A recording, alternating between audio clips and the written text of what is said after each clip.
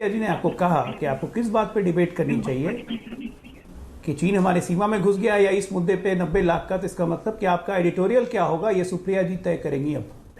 तो ये कहीं ना कहीं से फिर से मुझे आज शाम इमरजेंसी की झलक दिखाई दी कांग्रेस पार्टी के तेवरों में कोई कमी नहीं है। सरकार को मत पूछिएगा सवाल, भाई साफ बात है, जब सवाल आपसे पूछा जा रहा है अब इतनी सभ्यता रखिए कि बीच में मत बोलिए। आप महिला हैं तो ये नहीं कि हमेशा बीच में बोलने लगेंगे। आपकी प्रॉब्लम क्या है, सुन लीजिए, अपने बारे में बोलिए। महिला बोलना आप लोग छोड़ दीजिए। सवालों पे तीखी मिर्च लगती है तो जवाब कहां से निकलेगा? ये पेट्रोनाइजिंग एटीट्यूड छोड़ दीजिए। तो क्या बुलाएं आपको क्या बुलाएं? सुपर वुमेन बुलाएं, महिला नहीं बुलाएं तो आप उसका सम्मान कर रहे हैं, तो सम्मान तो लीजिए। आप अपनी बात बोलिए, आप कुछ ना बुलाइए और अभद्रता मत करिए मेरे साथ। आप अपनी बात बोलिए। ठीक है, अपनी बात बोलो, बीच में मत बोलिए कृपया करके। पॉलिटिकल पार्टीज कृपया करके, कोई आपके साथ सारे के साथ अभद्रता आप कर रही हैं, सबके साथ अभद्रता आप कर रही हैं, चाहे वो एंकर हो चाहे वो बाकी प्रवक्ता हो।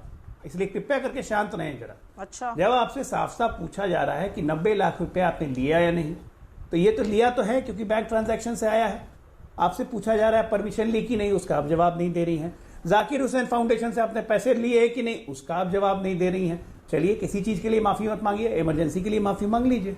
आज से इमरजेंसी की बरसी है ना, आज रात में 12 बजे इमरजेंसी लगाई थी गांधी परिवार ने, ये तो याद होगा आपको, उसी के लिए माफी मांग लीजिए। मैं धन्यवाद आपका इसलिए देना चाहता हूं कि आप भारतीय जनता पार्टी के प्रवक्ता को इतना मजबूत और सशक्त मानती हैं कि एक ही बार में सोचती हैं कि वो जो कांग्रेस का प्रवक्ता 3-4 बार में मूर्खता वाली बातें करेगा उसको उत्तर हम लोग दे देंगे। गौरव जी, सवाल का जवाब। कोई बात नहीं अंजना जी, देखिए ये तो मेरा फर्ज है कि मैं आपका धन्यवाद तो दे ही सकता हूं। मैं तो कोई आरोप भी नहीं लगा रहा जैसे कांग्रेस प्रवक्ता आप लोगों पे लगाते हैं, लेकिन एक दो बातें मैं जरूर कहूंगा। जब किसी मंत्री के लिए ऐसे शब्द कहे ना, तो मैं एक बात बता दूं, जिसके घर में पूरे विश्व का सबसे बड़ा मूर्ख धीराज पप्पू हो, वो दूसरों पे उंगली ना उठाइए, क्योंकि पूरा विश्व जानता है कि ये पप्पू कौन है, जिसको ये भी नहीं पता कि लोकसभा। अब चुप हो जाइए। देखा आपने आग लगी। अब अंजना जी आप आएंगी बीच में या फिर हम लोग अपने तरीके से इनसे डील करें? सुप्रिया जी प्लीज बारी बारी से बोलिए। आप बोल रही थी किसी ने आपको नहीं टोका, अगर आपको ध्यान हो बोलिए। ये इनकी थोड़ी परेशानी है। असल में मूल मुद्दे से ये भाग रही है।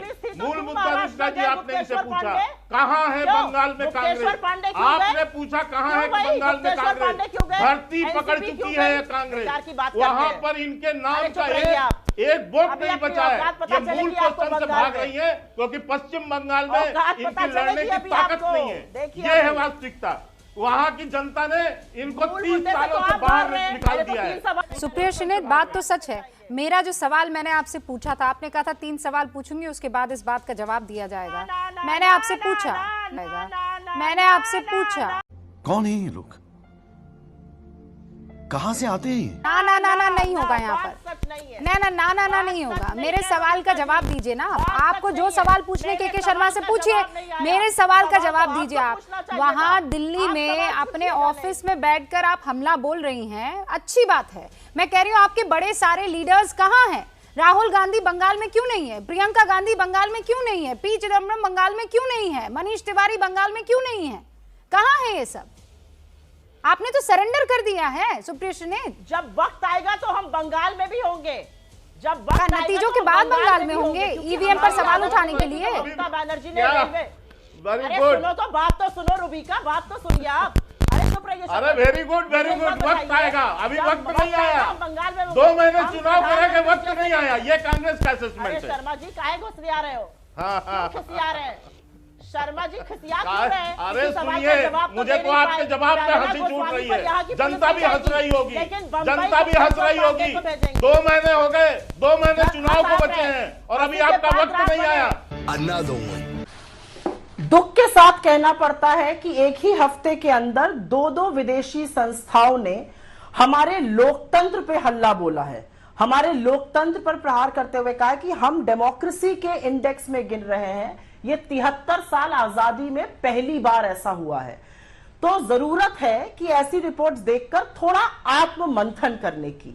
मगर हम डिबेट कर रहे हैं उस आर्टिकल को लेकर जिस आर्टिकल के ऑथर्स पाकिस्तानी हैं, जिस आर्टिकल के ऑथर्स चाइनीज हैं, वो लोग जो जॉर्ज सोरोस की ओपन सोसाइटी फाउंडेशन से पैसा लेके हिंदुस्तान के नक्शे में से हिंदुस्तान के मुकुट कश्मीर और जम्मू को गायब करके आर्टिकल लिखते हैं, और हिंदुस्तान के सबसे बड़े चैनल में और हिंदुस्तान की मीडिया में कांग्रेस पार्टी हमसे ये सवाल पूछे कि बताइए ये चाइनीज और ये पाकिस्तानी सही बोल रहे हैं या गलत बोल रहे हैं। अंजना जी, मैं रिफ्यूज करता हूं इस आर्टिकल को एंडोर्स करने से। मैं रिफ्यूज करता हूं, मैं इनकार करता हूं कि जो ये चाइनीज और पाकिस्तानी कहेंगे मैं इसको कदाचित एंडोर्स नहीं करूंगा। मरते मर जाएंगे हम बीजेपी के कार्यकर्ता। आप हमें देशभक्त कहिए या ना कहिए, जम्मू कश्मीर हमारा था, है और रहेगा। और मोदी जी ने जो काम किया है आर्टिकल 370 को हटाकर, जिसके खिलाफ वीडेम ने भी और फ्रीडम हाउस ने लिखा है, मैं सैल्यूट करूंगा मोदी जी को कि आर्टिकल 370 को हटाने की, छूने की इनमें से किसी की हिम्मत नहीं थी। हां, एक 56 इंच का लीडर था, है और रहेगा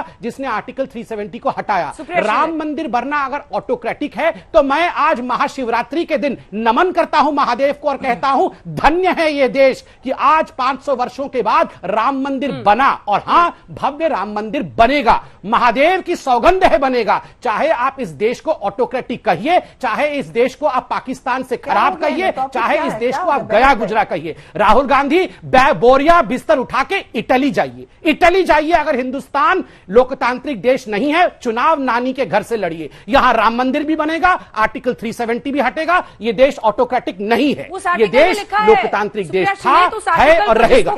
उनको अगर डिपार्टमेंट और मिनिस्ट्री में अंतर नहीं पता है तो वो कौन सी मिनिस्ट्री और कौन सा डिपार्टमेंट चला रहे हैं, और इसीलिए मछुआरों की और आम आदमी की आज ये हालत हो गई है।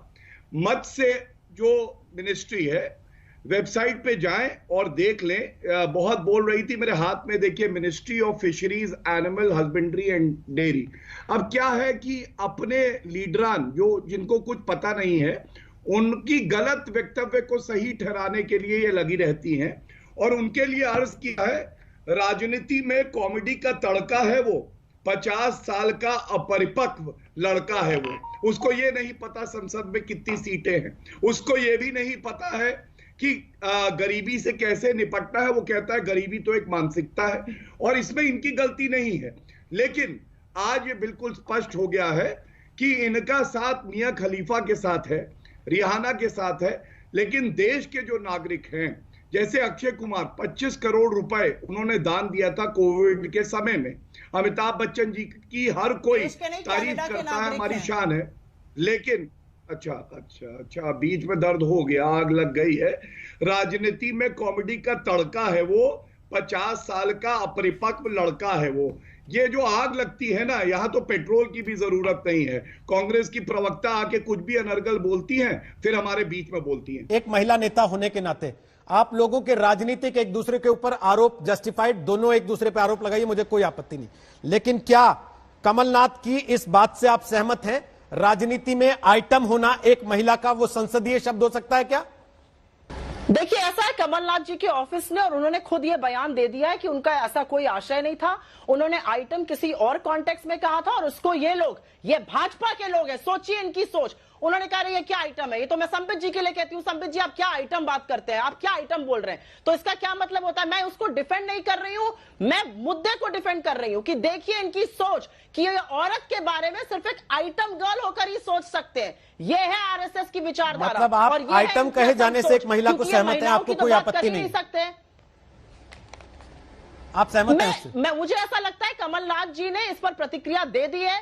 आप मुझसे सहमति मत मांगिए, कमलनाथ जी ने एक्सप्लेनेशन दे दिया है, और शिवराज सिंह चौहान जी ने जिस पर इसमें आपत्ति जताई है वो जाएं और यूपी की महिलाओं की बात करें, तब मैं उनका आदर करूंगी। नहीं, लेकिन आपको कोई आपत्ति नहीं है कमलनाथ जी के बयान से? आप सहमत हैं? आपको लगता है कि हाँ ठीक है, कह सकते हैं महिला को आइटम, कोई दिक्कत नहीं है? मैं एक महिला हूं और मैं एक महिला की बात करके नहीं चुप रहूंगी यहाँ पर। फिर तो हम सारे समाज की बात करेंगे और सारी महिलाओं की बात करेंगे और महिला की अस्मिता की बात करेंगे। आप कर रही हैं, मेरे साथ बैठ के भी कर रही है, पिछले कई दिन से लगातार कर रही है, जवाब देंगे। लेकिन अगर हाथरस पे मैं आपकी आवाज में आवाज मिला रहा हूं तो कम से कम मैं इतनी उम्मीद तो करूंगा कि कमलनाथ के मामले पर आप बेबाकी से, बेखौफ होकर अपनी बात रखें, बिना इस बात के कि मेरी पार्टी लाइन कुछ और हो सकती है। शायद मैं बिल्कुल बेबाक होकर रखती हूं। देखिए, मैं बिल्कुल बेबाक होकर रखती हूं, मुझे किसी का कोई डर नहीं है, ना मैं किसी से डरती हूं, ना संकुचा कर बोलती हूं। अभी तक तो आपके मेरे बारे में जान गए होंगे, इसीलिए मैं आपसे बार बार पूछ रहा हूं। कमलनाथ जी ने इस पर अपना एक्सप्लेनेशन दे दिया है और एक बार जब उन्होंने एक्सप्लेनेशन दे दिया तो मैं इस पर टिप्पणी क्यों करूं? आप मुझे सहमत बताइए, हैं कमलनाथ अगर वो डर के के भाग रहे एक्सप्लेनेशन होते से? मैं यही तो जरूर पूछ रहा हूं। उन्होंने एक्सप्लेनेशन दे आप दिया है, सहमत हैं? इस कांग्रेस की explanation के महिला बाद मैं नेता कोई बात नहीं उस करूंगी। explanation I will not से talk on सहमत this। हैं? सोनिया जी ने एक अहम मुद्दा उठाया है और वो अहम मुद्दा है दलितों की शोषण होना। वो अहम मुद्दा ये है महिला भी लोकतंत्र दलित खतरे हैं। में होना। मुझे बोला ये गया था महिला भी debate दलित में, है, उस पे बात करूंगी। ये महिला भी दलित है तो और मैं उस पर भी कह बात तो कर रही रहे हैं हूं, हम। महिला की अस्पताल मैं की बार बात बार एक ही करिए सवाल ना। पूछ रहा सब दलित हूं, लड़कियों की क्या बात करिए कांग्रेस ना। की करिए महिला आजाद नेता कमलनाथ के एक्सप्लेनेशन को स्वीकार करती हैं, मंजूरी देती हैं कि ओके ठीक है, मुझे बढ़िया लगता ये? कमलनाथ जी ने अपनी टिप्पणी दे दी है, इस पर मैं और टिप्पणी नहीं दूंगी।